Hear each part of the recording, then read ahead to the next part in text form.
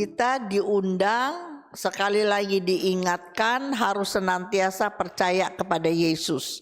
Kalau hari ini bacaannya Nikodemus, maka tepat.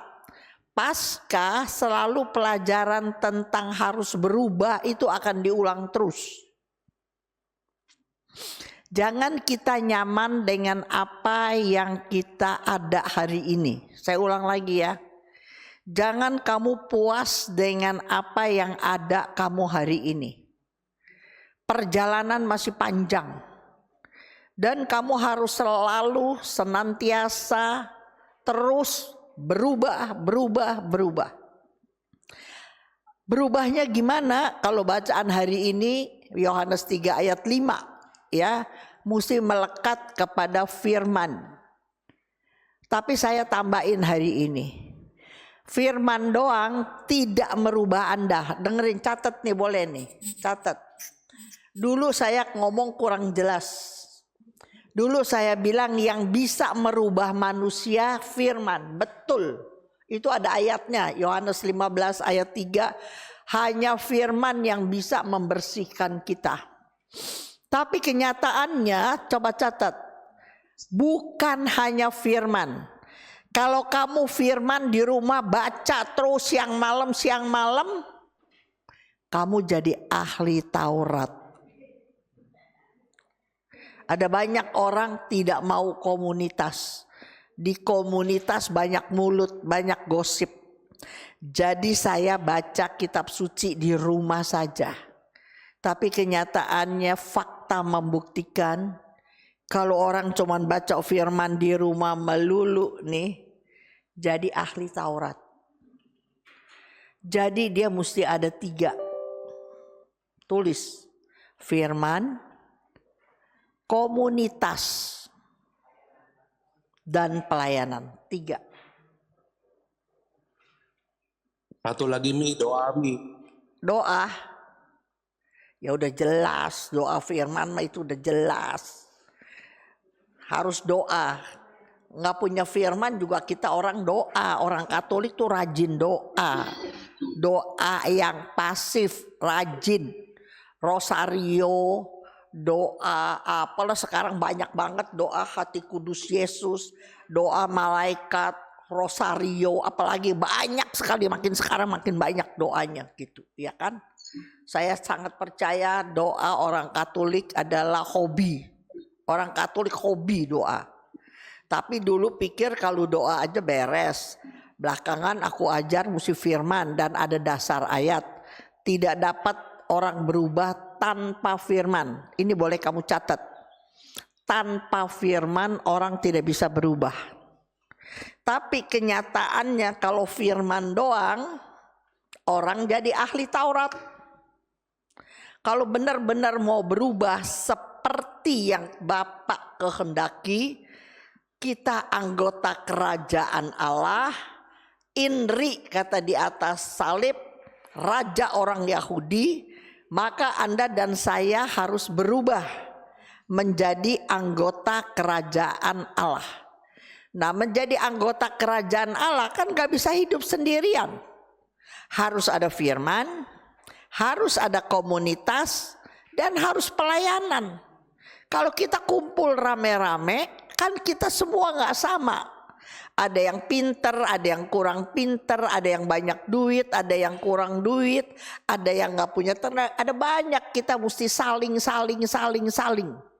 Di perjanjian baru ada 50 kata saling. Itu di mana? Di pelayanan. Kalau Anda doa doang, kalau Anda baca firman doang, punya komunitas, tapi kurang relationship. Pelayanan adalah berelasi.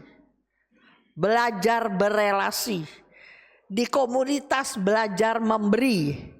Di komunitas dibangun empati. Kalau kita kelebihan, dia kekurangan dalam hal apa aja. Maka kata firman Tuhan supaya ada keseimbangan. Ya, ada ayatnya itu, supaya terjadi keseimbangan. Makanya harus firman, komunitas, pelayanan. Maka Anda akan bertumbuh seperti yang Allah kehendaki. Disiplin perlu dilatih dengan komitmen untuk menghasilkan sebuah perubahan. Kalau cuman banyak orang niat mau berubah, baca firman, masuk komunitas, pelayanan asal-asal, nggak bisa. Disiplin perlu dilatih dengan komitmen. Tulis ini. Disiplin perlu dilatih dengan komitmen untuk menghasilkan sebuah perubahan. Sambil kita jadi anggota kerajaan Allah, kan Tuhan mau kita bahagia. Catat, ada satu saya dapat quotes bagus. Inti dari bahagia adalah relationship, hubungan. Yang membuat kita bahagia adalah tentang hubungan. Kamu gak bisa bahagia sendiri, gak bisa aja, percaya saya. Relasi dengan pasangan, relasi dengan anak, mantu, relasi teman-teman komunitas, kalau semua berjalan lancar, bahagia gak? Bahagia. Jadi poin daripada kebahagiaan salah satu adalah hubungan atau relationship yang lancar, yang baik. Itu membuat Anda bahagia. Kalau Anda kuper di bawah, katanya gini, saya aman di bawah katak dalam tempurung. Nah iya betul. Dulu ada kata-kata waktu sekolah saya, katak dalam tempurung. Katak dalam tempurung aman. Nggak disenggol orang, nggak ada yang minta tolong sama dia diam di tempurung. Dia aman, nggak ada yang ganggu. Enggak mengganggu, dia diem aja. Banyak orang mau begini hidupnya, ya, nggak mau daftar di lingkungan, nggak mau daftar di PD, nggak mau ikut. Kenapa? Saya tidak akan mengganggu, tapi saya jangan diganggu. Ada nggak orang begini? Banyak. Saya jangan diganggu dan saya pasti tidak mengganggu. Bohong gak itu? Kenyataan dalam hidup kita pasti mengganggu orang gak? Kita mengganggu orang gak?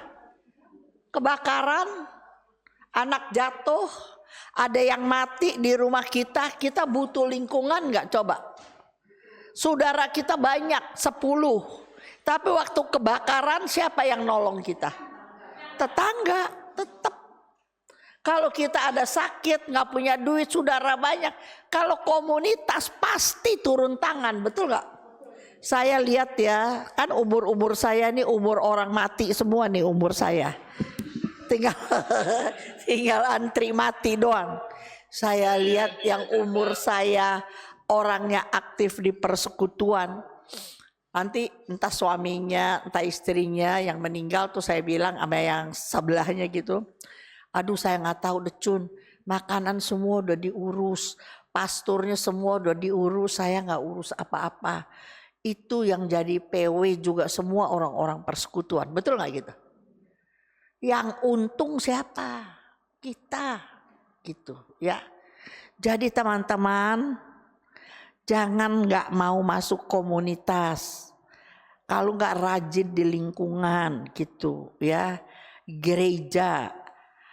Kalau Anda 2 minggu aja nggak nongol, saban kali kamu nongol, nggak nongol, ditanyain, mana dia nih Ibu Cun 2 minggu nggak nongol gitu. Tapi kalau kamu nggak pernah punya komunitas, kamu 2 bulan kagak nongol di gereja, nggak ada yang nanya. 3 bulan ke gereja, nggak ke gereja juga nggak ada yang nanya, di gereja nggak ada yang nanya, gitu.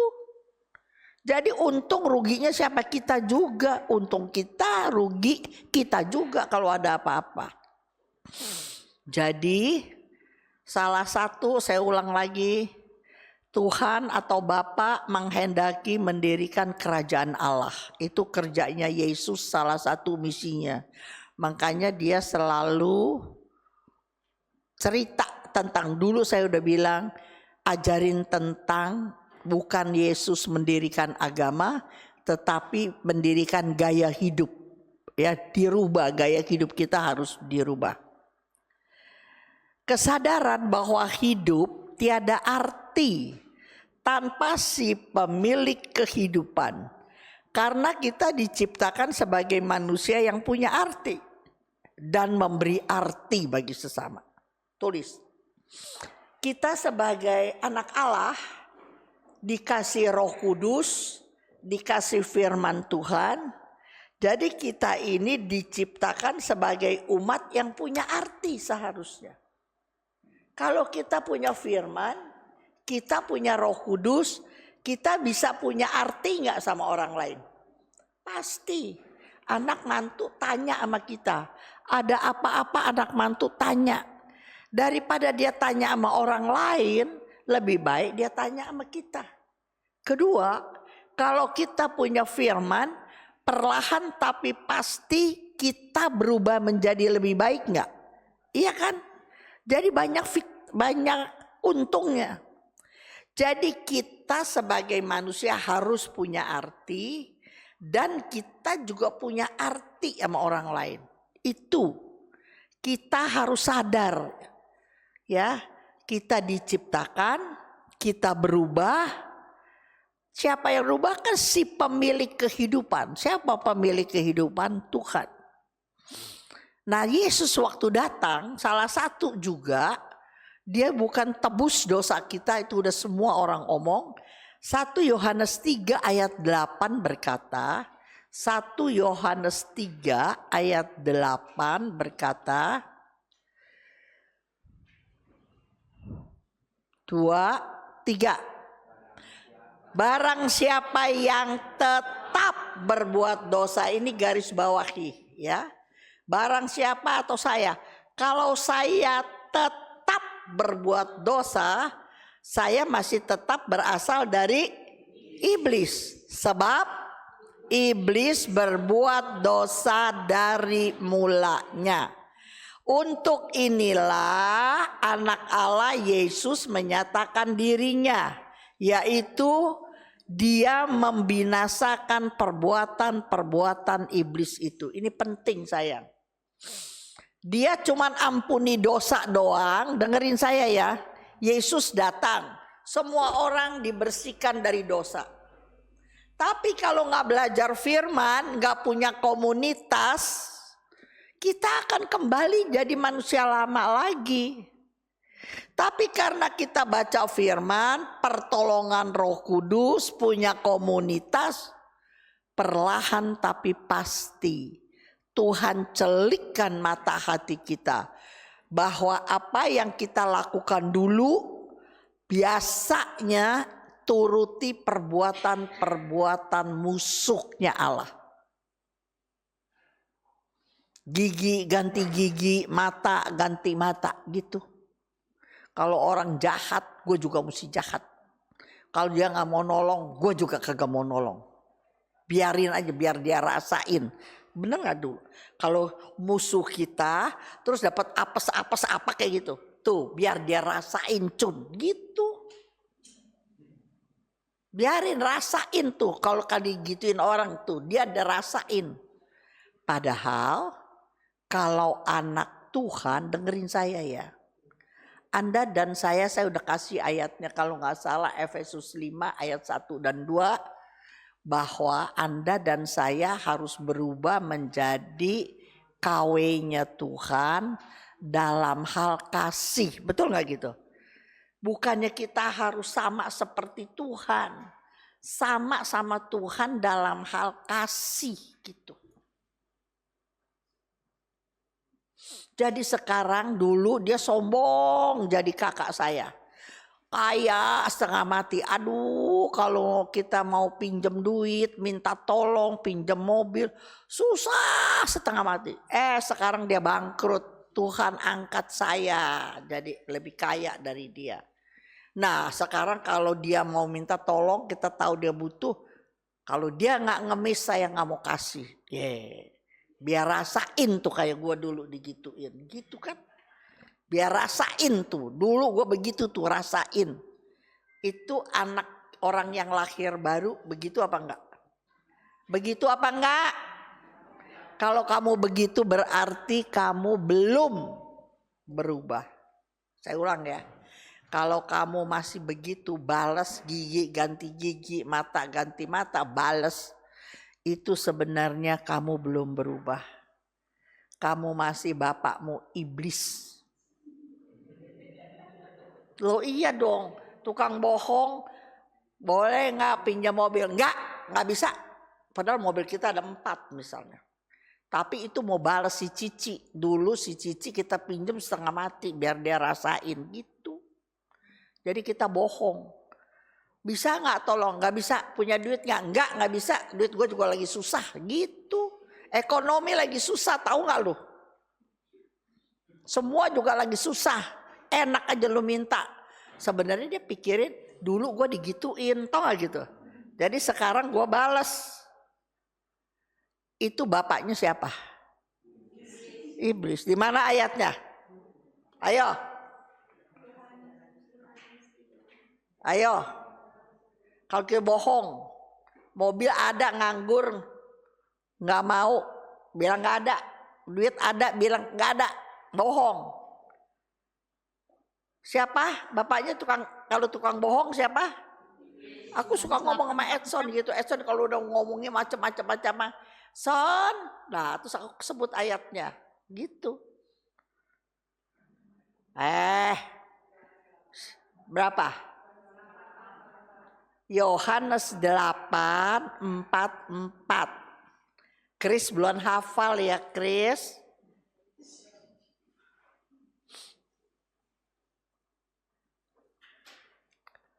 Yuk bacain, ini biar ingat ayat-ayat begini, biar ingat. 2, 3. Iblislah yang menjadi bapakmu. Keinginan bapakmu iblis selalu mau balas nggak? Iya, dendam nggak, iri nggak, sama itu. Terus?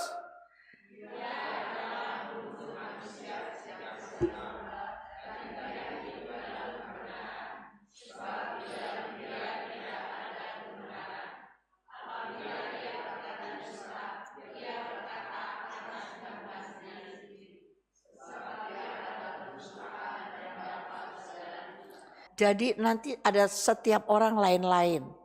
Nanti Tuhan ajarin dengan hikmatnya. Kita menjawab apa untuk setiap pertanyaan yang memojokkan kita. Tapi dalam hati, dalam pikiran harus bilang, saya gak mau banyak bohong, gak mau. Itu belajar. Kan tadi saya bilang, disiplin perlu dilatih dengan komitmen. Komitmen, saya nggak mau ngomong bohong lagi. Saya nggak mau ajukan hal-hal yang bohong-bohong, nggak mau lagi gitu. Nah sekarang begini, kan tadi saya udah bilang, kalau Anda tidak mau komitmen, tidak mau disiplin, mau kapan berubah? Semua pelajaran ajarin kita berubah. Tapi untuk hal-hal kecil kamu tidak mau melatih berubah, sampai kapan? Gitu. Mulainya mau kapan? Ini kan Paskah. Paskah memang pelajarannya kita harus berubah. Mulai dari tahun ini Paskah. Jadi kalau nanti kamu bisa berubah atau saya mau belajar dulu, saya malas baca firman. Setelah Paskah ini, karena kalau berubah mesti ada ayat, belajar ayat, saya mau baca ayat. Kalau dulu nggak diajarin, sekarang diajarin bahwa saya harus masuk komunitas, disiplin masuk komunitas. Kalau nanti ada pelayanan saya mau ikut. Banyak hal, tindakan kecil kamu lakukan. Nanti baru Tuhan percayakan perkara-perkara besar. Tapi kalau perkara-perkara kecil saja kamu tidak mau bertindak berubah, susah ya. Kapan mau dapat yang besarnya? Jadi berubah dalam hal apa? Tadi saya udah bilang Efesus 5:1-2 dalam hal kasih. Kalau ada soal, pasti setiap hari ada soal. Kamu cuman pikir kalau Tuhan di sebelah saya, ini ada kasih nggak? Apa yang saya lakukan, apa yang saya jawab, ada kasih nggak? Gitu aja. Omong sama diri sendiri, omong dalam hati. Karena musuh yang paling sulit dikalahkan adalah ego kita. Paling sulit dikalahkan. Jadi kalau kita mau ambil keputusan kasih apa enggak, pinjemin apa enggak, apa omong. Kalau ada Tuhan di sini, saya yang lakukan ini ada kasih enggak, gitu aja. Ya, oke. Nah, sekarang saya masuk di pelajaran begini. Kalau orang berdosa, dengerin. Upah dosa adalah maut. Betul nggak? Saya ulang lagi nih ya. Ibu Cun lagi berdosa sekali. Toto jatuh. Plok. Kayak kemarin aku jatuh. Nggak hujan nggak angin tuh. Lagi retret. Anterin Edson ke WC. Baliknya ada tanjakan. Aku nggak kelihatan. Aku lagi kesandung. Kaki kiri. Ada keset. Kesetnya ikut merosot. Gabruk jatuh. Untuk ini apa sih, pasti sakit gitu ya. Saya berdosa, lagi berdosa, saya bilang. Kan orang nggak tahu matinya kapan. Caranya juga mati nggak tahu, betul nggak? Misalnya kayak kemarin aku jatuh, pak, mati. Aku kemana? Neraka. Dengerin. Tapi kalau saya orang berdosa, saya belum mati. Dengerin nih pelajaran. Saya berdosa, dengerin. Tapi saya belum mati. Saya berbuat dosa terus, tapi saya belum mati. Nyawa saya milik iblis bukan? Dengerin ya. Misalnya gini. Apa ya supaya gampang? Kalau kamu nonton film The Passion, maka waktu Yesus manggul salib, ingat nggak? Ada nggak si kepala gundul ikutin Yesus? Ada film itu, kepala gundul itu siapa? Iblis. Kenapa iblis ikutin Yesus jalan salib? Karena Yesus sebagai orang berdosa. Kan Yesus tok di meja litos trotos, triduum dibacain kan? Yesus dijatuhi sebagai orang berdosa. Dan dia mau disalib di antara para penjahat. Jadi Yesus saat itu di mata semua orang, dia orang berdosa. Bisa nangkep dulu nggak? Yesus tuh orang berdosa gitu waktu dia jalan salib. Makanya dia matinya disalib. Orang yang disalib orang baik apa orang berdosa? Orang berdosa. Makanya ada si kepala gundul ngikutin dia terus. Dia berharap Yesus mati, nyawanya diambil karena milik iblis. Betul nggak? Tapi dia kecelek. Makanya film The Passion, film nonton deh. Terakhir siapa? Si kepala gundulnya lari. Habis film. Ternyata Yesus yang ditungguin jalan salib, nyawanya mau diambil, ternyata Yesus orang benar. Jadi iblis dikalahkan oleh kematian dan kebangkitan Yesus. Nangkep gak nih sampai begini nih? Ya kalau kamu nonton, kenapa sih kepala gundul ikutin Yesus? Kenapa film akhir si kepala gundulnya kabur begitu? Nah berdasarkan itu, jadi kalau saya berdosa, dengerin. Nyawa saya diincar iblis gak? Kenapa saya diincar iblis?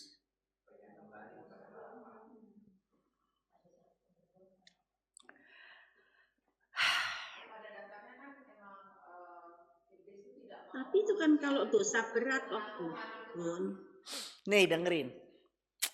Kalau mati gampang ya, tinggal diambil sama iblis ya. Tapi kalau saya masih hidup, sayanya masih hidup. Berbuat dosa mulu, tukang bohong mulu, omongnya nggak benar mulu. Dasar milik iblis. Nyawa saya digade, tergadai. Makanya Yesus datang apa katanya? Menebus. Bisa nangkep nggak? Coba pelan-pelan ya, ini perkataan yang sederhana. Nyawa saya tergadai.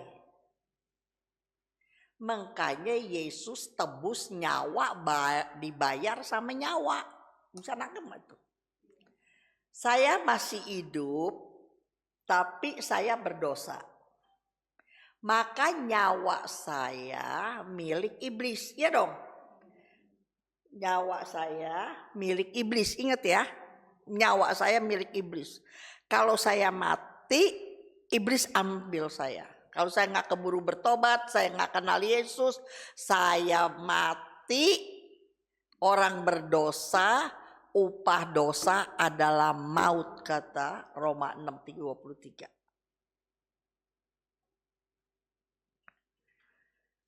Tapi untung Yesus datang tebus dosa kita, nyawa kita ditebus.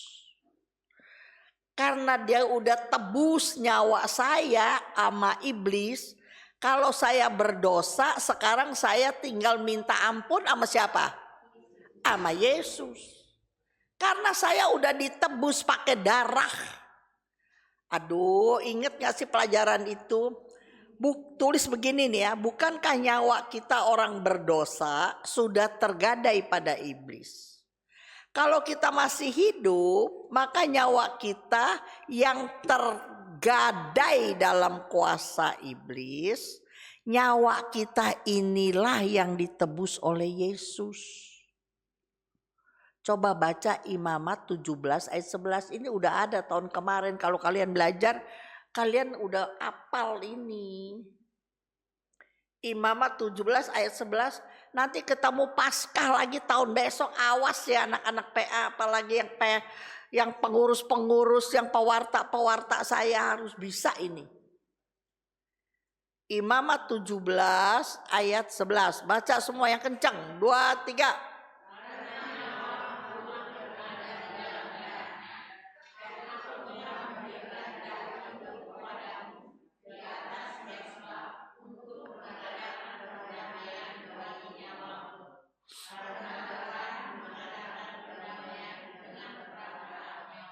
Makanya ini jawabannya. Kenapa Yesus sebagai, dia kan 100% manusia, 100% Allah. Allah pencipta langit dan bumi. Masa mau tebus ciptaannya kita harus curahkan darah. Dulu kan pertanyaannya gitu. Ingat gak pelajarannya Paskah? Cun nanti tanya, Meni tanya semua, Kara, Dewi. Katanya tuh ini orang-orang yang kagak ngerti ini nanya. Katanya Yesus itu Tuhan kamu. Kalau Tuhan kan dia yang menciptakan segalanya. Kenapa tuh untuk tebus dosa kita dia harus mencurahkan darahnya semua? Nah bengong deh kita gak nyawat. Kalau dia Allah, dia tinggal balik tangan, tuk mati si iblis. Kenapa Yesus mesti mencurahkan darah? Darahnya sampai habis lagi. Dari mana Denti tahu darahnya habis?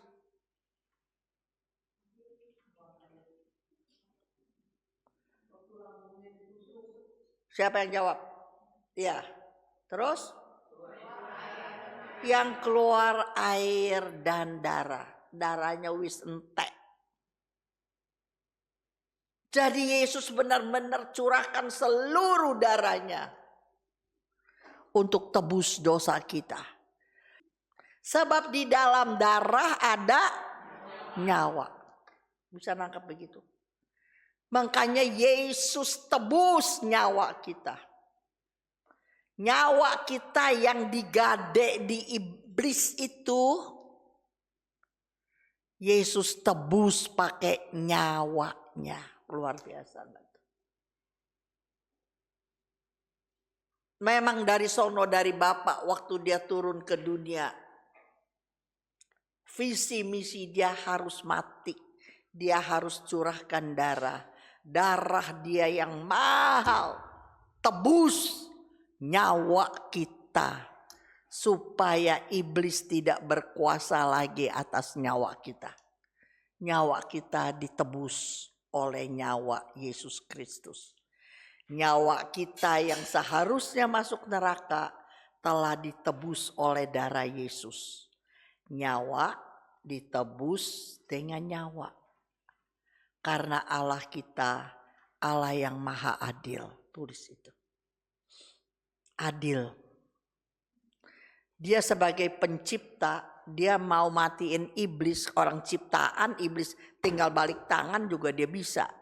Tapi Tuhan gak mau. Allah kita adalah Allah yang maha adil. Kita berdosa, nyawa kita tergadai sama iblis. Dia turun dari tahta mulia, dia serahkan nyawanya, tebus nyawa kita. Supaya nyawa kita bebas dari terikat kepada iblis. Amin gak? Makanya orang yang benar-benar mengerti. Mau cinta Tuhan. Dia tidak berbuat dosa lagi. Tidak merencanakan dosa lagi. Kalau kamu tahu, kamu sadar. Bagaimana menderitanya Yesus tebus kita. Maka kamu akan sepenuhnya mengasihi Tuhan. Makanya harus belajar. Supaya tahu siapa Tuhan yang kita sembah. Siapa Yesus Kristus.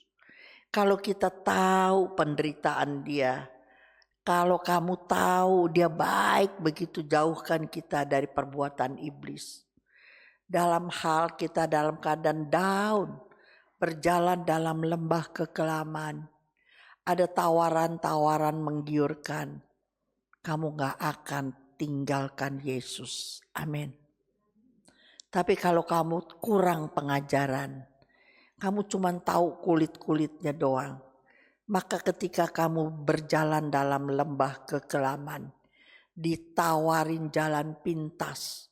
Dikasih kehormatan, tahta, harta, tinggalkan Yesus. Banyak orang tinggalkan Yesus. Untuk tahta, kuasa, harta. Dia tinggalkan Yesus. Karena apa?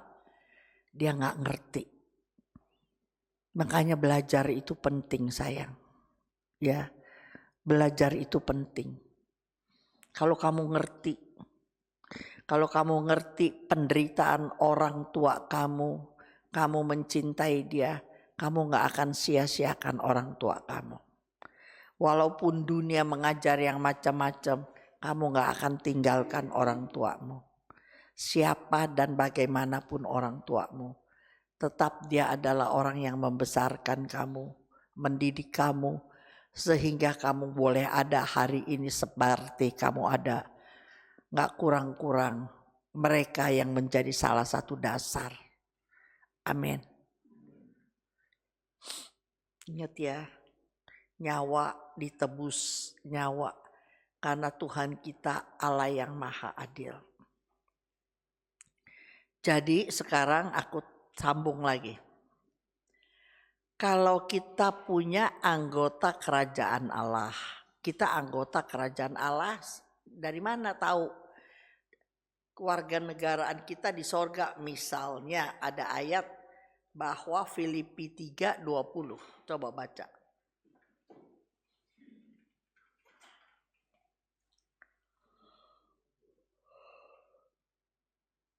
Filipi 3 ayat 20. Ayo baca. 2, 3.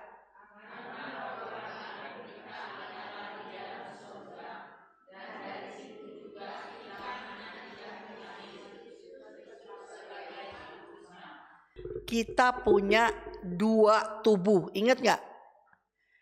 Tubuh jasmani kita, tubuh jasmani kita, warga negara Australia, Singapura, Indonesia. Apapun di mana kita tinggal. Tapi tubuh rohani kita, nyawa kita yang ditebus oleh darah Kristus. Siapa yang mengakui Yesus sebagai Tuhan dan Juru Selamat, maka Yesus adalah Raja orang Yahudi. Bisa nangkep gak? Makanya salibnya tulisannya Indri. Inri, betul gak gitu? Inri.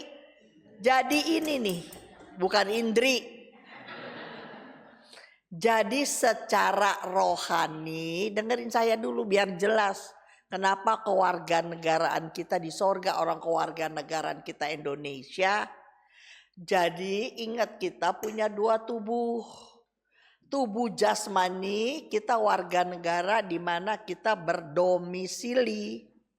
Tapi tubuh rohani, siapa yang percaya Yesus, rajanya siapa?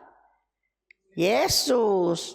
Jadi kita anggota kerajaan Allah. Bisa lengkap gak sampai sini dulu?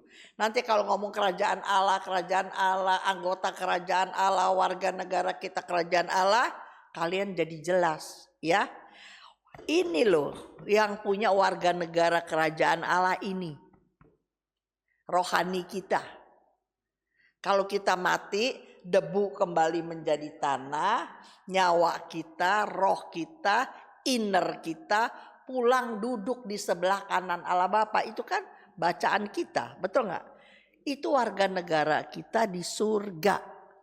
Kalau warga negara kita di surga, jadi kita hidup di dunia ngapain? Numpang. Pinter. Tepuk tangan lagi dong, makasih. Nino diam-diam pinter. Kita ini utusan Allah. Numpang. Saya kasih ayat cepetan ya. Sebagai anggota yang cuman sebentar nih, cuman sebentar. Efesus 2 ayat 19 ada saya kasih 4 atau 5 ayat. Bahwa kita cuman sebentar tinggal di dunia ini, cuman sebentar gitu ya. Efesus 2 ayat 19. Kita baca bersama-sama 2, 3. Demikianlah saya, semua kamu diganti saya. Demikianlah saya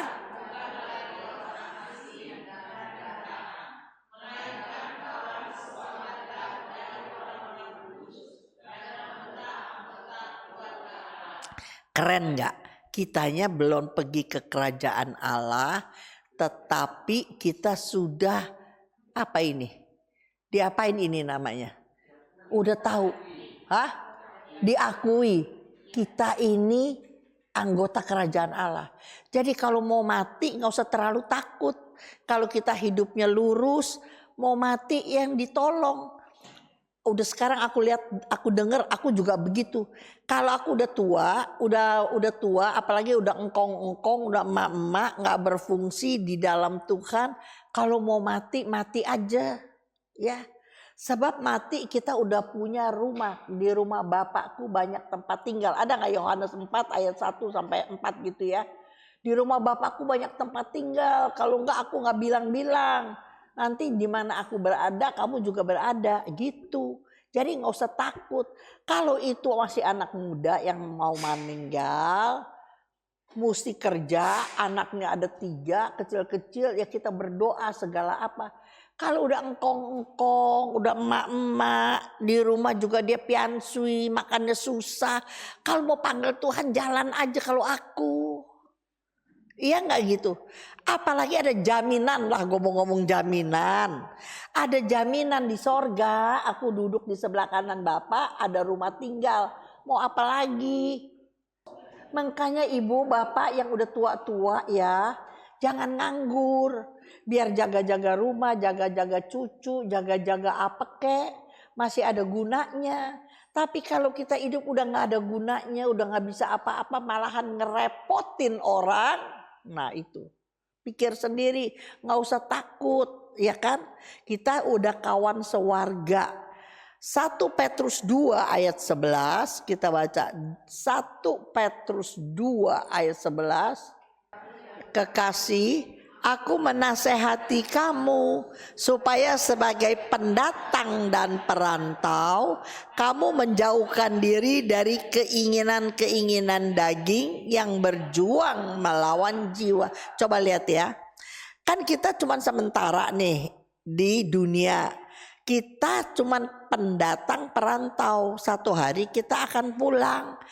Kita kan numpang di sini. Kalau numpang, kamu numpang di rumah saya, kamu mesti ikutin aturan rumah saya, betul nggak gitu? Jam makan pagi, jam 8, setengah 8, tidur jam 10. Jangan semau-maunya, namanya juga numpang. Bersih-bersihin, ngomong yang enak, ngomong jangan sembarangan. Kita cuma numpang. Ini dilatih sangkal diri bukan nih? Kita numpang sama si empunya kehidupan. Kita cuma pendatang perantau. Maka kita harus menjauhkan diri dari keinginan daging. Keinginan daging selalu mau menyenangkan diri sendiri. Nanti orang benci. Kalau semua egois, semua mau menang sendiri, mulutnya jahat. Bagaimana? Gak betah ya, orang gak betah sama kita. Coba baca lagi ada 1 Petrus 1 17. Saya kasih beberapa ayat deh.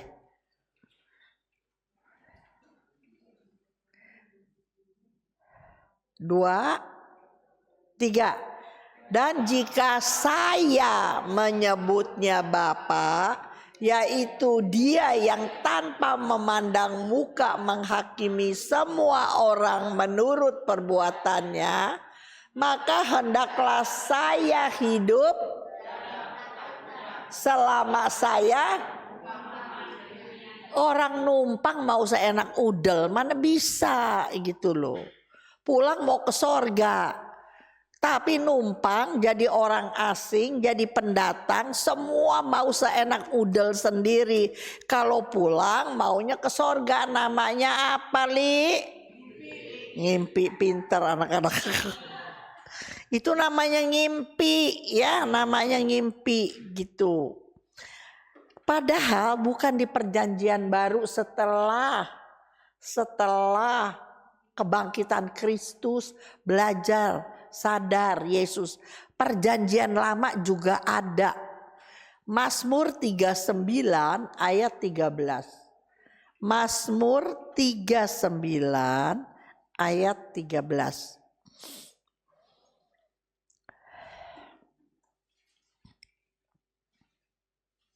Yuk kita baca 2, 3. Dengarkanlah doaku ya Tuhan, dan berilah telinga kepada teriakku minta tolong.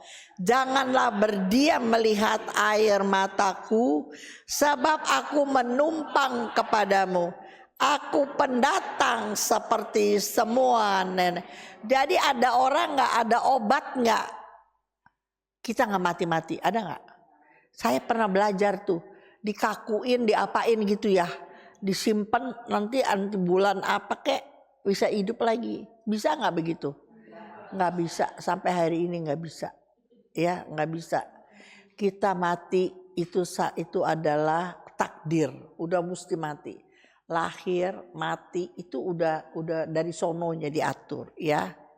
Jadi kita ini sebagai orang yang menumpang di dunia ini, kita harus pandai-pandai bawa diri. Kita harus mengerti apa kemauan yang dikehendaki oleh pemilik kehidupan. Bisa nangkep ya? Supaya jangan salah baca firman itu dari si pemilik kehidupan. Dia mau kita hidupnya kayak begitu. Jadi dengerin. Kalau kita taat, nih dengerin ini bener juga nih. Kalau kita taat, dikasih sehat, kan dia yang jaga kita sehat. Kita dikasih kuat, terus kita memberitakan firman, terus kita cari jiwa, hidup kita jadi teladan. inspirasi banyak orang, kita akan dipelihara sama Tuhan nggak? Iya. Makanya jangan kaget, ada orang sampai tua-tua masih hidup, masih bisa penginjilan, dengan duitnya dia bisa bikin reuni apa aja, pokoknya dia ngomong. Ada tuh satu teman saya punya tur, udah tua di atas saya. Setiap bulan 2 kali apa dia kumpulin, dia kasih bus, kumpulin, dia panggilin hamba-hamba Tuhan, suruh kasih firman. Dia udah tua nggak kuat, tapi dia punya duit, dia punya kuasa. Dia sewain bus, 3 bus, 5 bus, tau gak? Pertemuan di mana dia samperin. Dia pakai uang dia untuk kumpulin orang supaya denger firman Tuhan. Anda lihat, orang yang begini gak mati-mati, percaya saya nih. Sebab dia masih berguna gak? Masih berguna. Kalau dia cuman semaunya doang, gak boleh makan, dia makan. Terus disuruh denger firman kagak mau, disuruh apa kagak mau, suruh latihan kagak mau, repotin orang, dia malam tidur segala gitu. Mau mati, dipakein pompa, dipakein apa, dipakein segala macam. Sebenarnya udah mati kapan-kapan. 1 Yohanes 3 ayat 9. 1 Yohanes 3 ayat 9.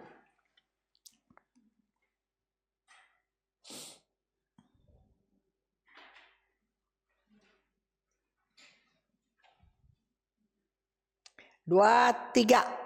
Setiap orang yang lahir dari Allah, stop. Kita lahir dari Allah nggak menurut Nikodemus? Iya, kita lahir dari Allah, kata Yohanes 3 ayat 5. Kamu harus dilahirkan kembali dari air dan roh. Saya udah pernah kasih. Air baptisan, air adalah firman. Kata Yohanes 4 ayat 14. Dan oleh roh. Galatia 4 ayat 6, orang yang percaya kepada Tuhan, dia anak yang bisa berkata ya Aba ya Bapa gitu, ya kan? Jadi kita ini adalah lahir dari Allah. Kita tidak berbuat dosa lagi. Coba lihat. Kita bisa jatuh dalam dosa, teman-teman, bisa. Lagi emosi, lagi gak ada kuasa, kita bisa jatuh dalam dosa. Tapi orang benar begitu jatuh dalam dosa dia bangkit lagi. Betul gak gitu? Ya, udah saya salah, ngaku dosa, saya salah, bangkit lagi. Sebab apa kita tidak berbuat dosa? Sebab benih ilahi, firman Tuhan tetap ada di dalam dia. Saya mungkin satu hari emosi saya jatuh dalam dosa. Tapi firman sudah menguasai hidup, pikiran, hati saya. Maka kalau benih ilahi tetap, nih kata tetap, ingetin. Makanya harus setiap hari, teman. Kalau sebulan sekali dengar PA, sebulan 2 kali dengar persekutuan doang, benih ilahi tidak tetap ada di dalam saya. Tapi kalau kita setiap hari bergaul dengan Tuhan, maka benih ilahi tetap ada di dalam saya. Ia tidak dapat berbuat dosa karena ia lahir dari Allah. Bayangin ayat 1 aja nih, ayat 1. 2 kali kata-kata lahir dari Allah. Jadi poin kamu lahir dari Allah.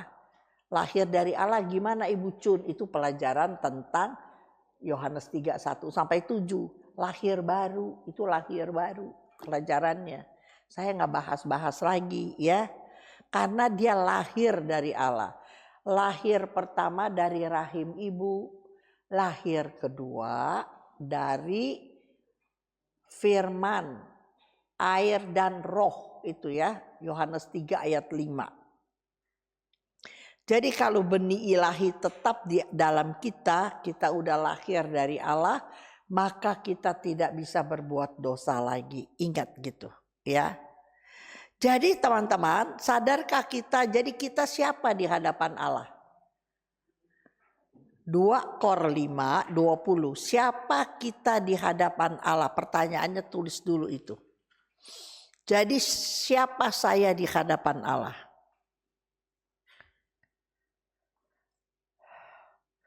2 Kor 5 ayat 20. Ayo lihat di papan. Coba baca yang keras. 2, 3. Jadi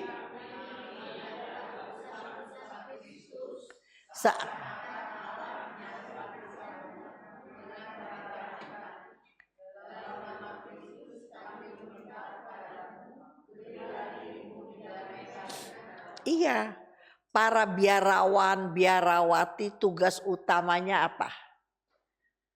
Memberitakan Yesus selama dia hidup di dunia. Betul gak gitu? Jadi kita ini utusan-utusan Kristus. Makanya untuk orang awam, pergilah kamu diutus. Betul gak? Cari jiwa gitu ya. Sebab kita ini kata Galatia 4 ayat 7, kata Galatia 4 ayat 7. Kita baca 2, 3. Jadi kamu bukan lagi hamba, melainkan anak. Jikalau kamu adalah anak, maka kamu juga ahli waris. Baca sekali lagi. Jadi saya 2, 3.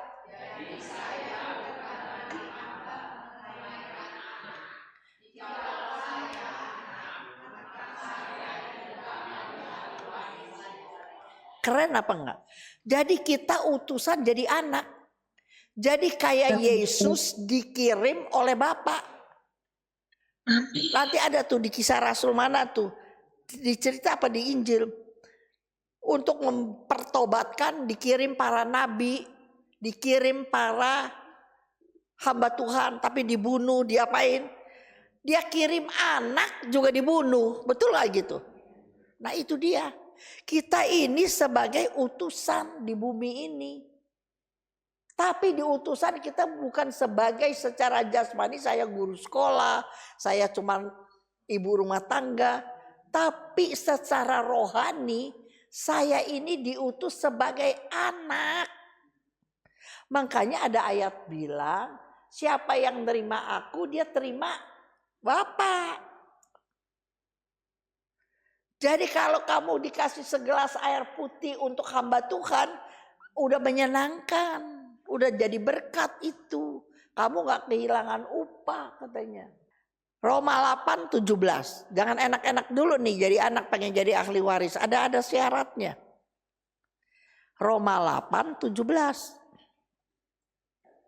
2, jika saya ya, kita kamunya ganti saya. 2, 3. Dan jika saya,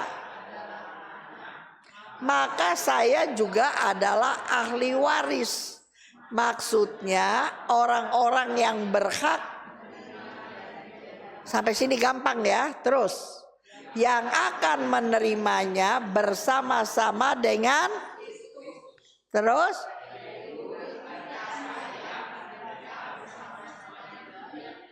supaya kita juga, kan kita kepengennya kita jadi ahli waris, jadi utusan, terus nanti kita dipermuliakan bersama-sama dengan dia, iya kan? Jangan lupa ya teman, ada kata-katanya. Kalau mau terima janji Tuhan, jadi ahli waris, kita juga harus apa? Menderita bersama-sama dengan dia. Merah, hijau, kuning nih, garis bawahi. Garis, jangan bengong. Di kitab suci ditulis. Di garis bawahi. Jika saya menderita bersama-sama dengan dia. Jadi ikut Yesus ada penderitaan gak? Ada. Yesus aja panggul salib. Yesus aja jalan salib. Masa kita mau terus-terusan yang home-nya, yang enak enjoy-enjoy. Kita juga harus menderita bersama-sama dengan dia. Makanya ada satu ayat, semua karunia kita mau. Tapi ada satu karunia yang kita tidak mau. Apa? Di mana ayatnya? Salah. 29. Coba, betul gak? Iya, coba. Betul. Tepuk tangan. Baca Filipi 1:29 ya, betul nggak? Coba. Kepada kamu dikaruniakan bukan saja untuk percaya kepada Kristus, melainkan juga untuk menderita. Ayo kita baca semua yang ada di layar. 2, 3. Sebab kepada saya dikaruniakan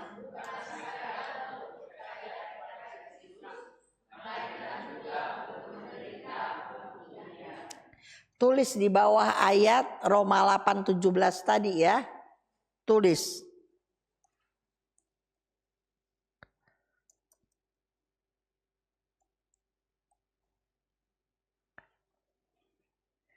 Filipi 1 ayat 29.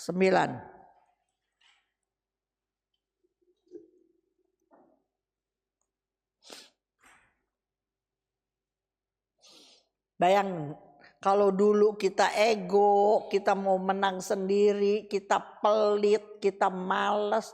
Tapi sekarang berubah karena kita mengerti betapa Yesus berkorban luar biasa bakal kita. Makanya ada ayat 2 Kor 5 ayat 17. 2 Kor 5 ayat 17.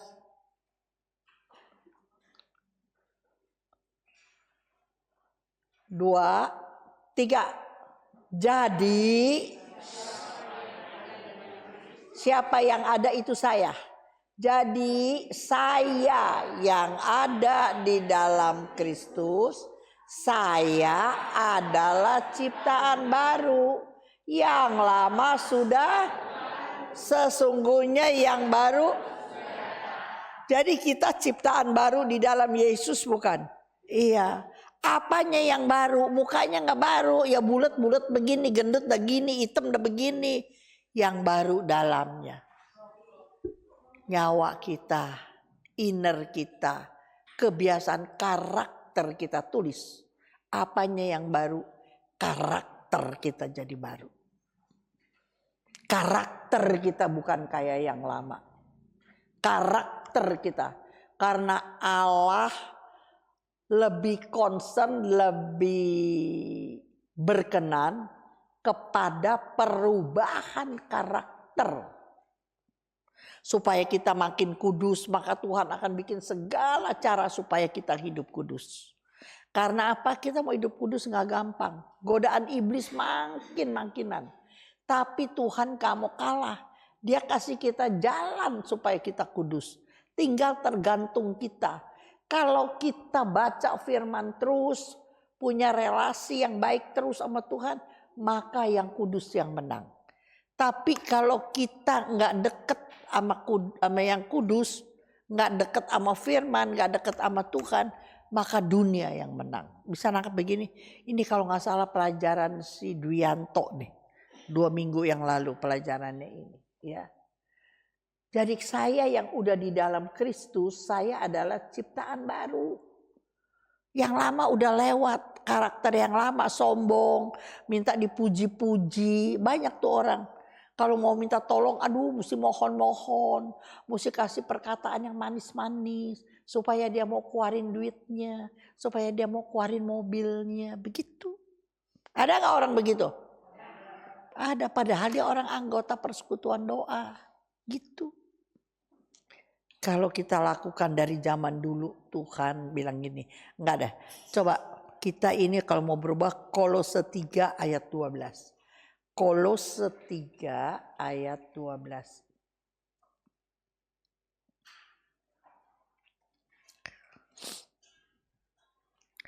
Kolose 3 ayat 1 dan 2, yang bilang 12 siapa? Kolose 3 ayat 1 dan 2. Sudah? 2 3. Karena itu kalau saya dibangkitkan bersama dengan Kristus,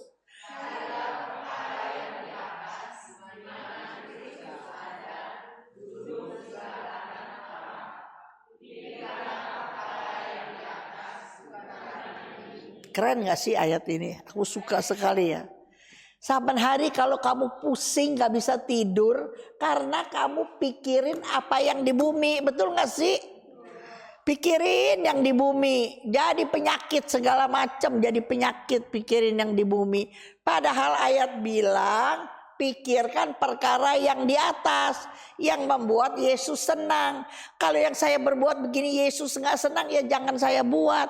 Jadi saya selalu pikirin yang di atas. Bisa masuk surga nggak ya kalau saya lakukan ini? Kalau saya begini Tuhan senang nggak ya sama saya? Saya menjadi anak kesayangan Bapa apa enggak gitu? Jadi nggak pusing sama pikiran yang di bumi ya. Jadi bisa umur panjang. Yesaya 49 ayat 6. Dari zaman perjanjian lama nih Yesus udah janji. Kalau kita mau jadi ciptaan baru, mau dengar suara Tuhan, Yesaya 49 ayat 6. 2, 3. Terlalu sedikit bagi saya hanya untuk menjadi hamba-hamba Tuhan, untuk menegakkan suku-suku Yakub, untuk mengembalikan orang-orang Israel yang masih terpelihara. Tetapi Tuhan akan membuat saya menjadi terang bagi terang bagi bangsa-bangsa, supaya keselamatan yang dari Tuhan sampai ke ujung bumi. Sekali lagi baca. Tetapi Tuhan akan membuat saya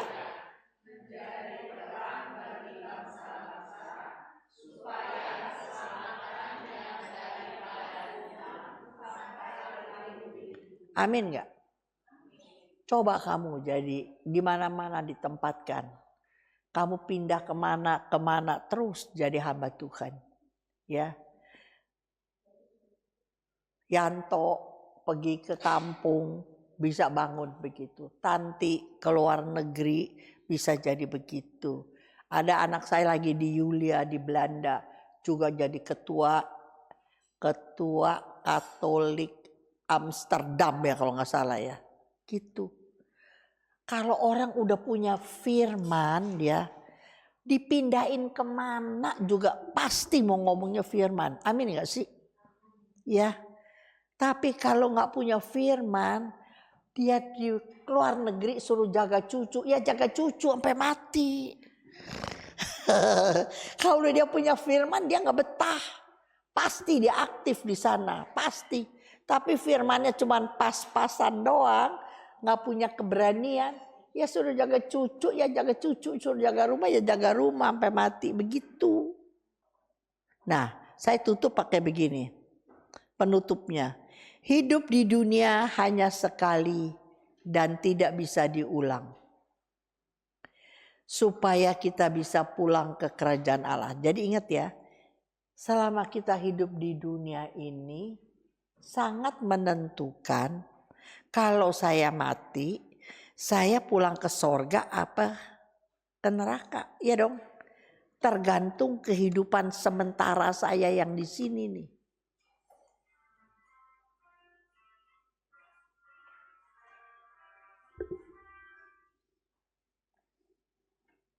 Saya tutup dengan 3 ayat yang sinonim. Ini bisa dikasih pelajaran untuk siapa aja. Untuk pelajaran apa saja. 2 Kor 5 ayat 10. Penutupnya ini bagi para pewarta bisa dipakai untuk pelajaran apa saja. Ya. 2 Kor 5 ayat 10. Sebab saya semua sekali lagi semua baca 2, 3.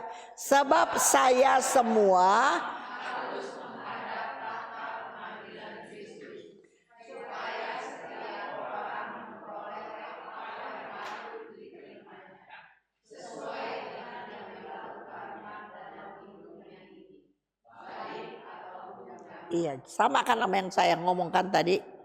Tergantung hidup kamu di dunia. Mau jadi benar, mau jadi sorga, apa mau masuk ke neraka, tergantung. Ayat yang kedua, Roma 14 ayat 12. Jadi ini kebenaran mutlak karena didukung oleh 3 ayat. Kebenarannya apa? bahwa kita mau sorga apa mau neraka tergantung hidup kita di dunia. Roma 14 ayat 12. 2-3. Demikianlah setiap orang di antara kita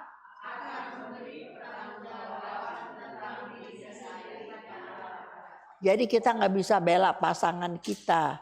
Mentang-mentang anak kita jadi pastor, mungkin ntar dia bela kita, nggak bisa. Kita harus bertanggung jawab sama diri kita. Ayat terakhir, Pengkhotbah 12 ayat 14. Tadi 2 Kor 5, 10 tuh sebab kita semua harusnya saya kasihin huruf besar di sini. Bold, saya bold. Ya tadi. Sekarang Pengkhotbah 12 ayat 14. Sebab kita semua, sebab kita semua pengadilan. Ya udah stop. Itu 2 Korintus 5 ayat 10 tadi ya. Sebab kita semua harus. Nggak bisa disogok, pintu sorga nggak bisa disogok, malaikat nggak bisa disogok. Sekarang kita lihat ayat Pengkhotbah 12 ayat 14. Karena Allah akan membawa setiap perbuatan ke pengadilan yang berlaku atas segala sesuatu yang tersembunyi, entah itu baik. Kalau ini kasih tandanya segala sesuatu yang tersembunyi. Jangan kamu pikir gak ada yang lihat. Jangan kamu pikir gak ada yang tahu.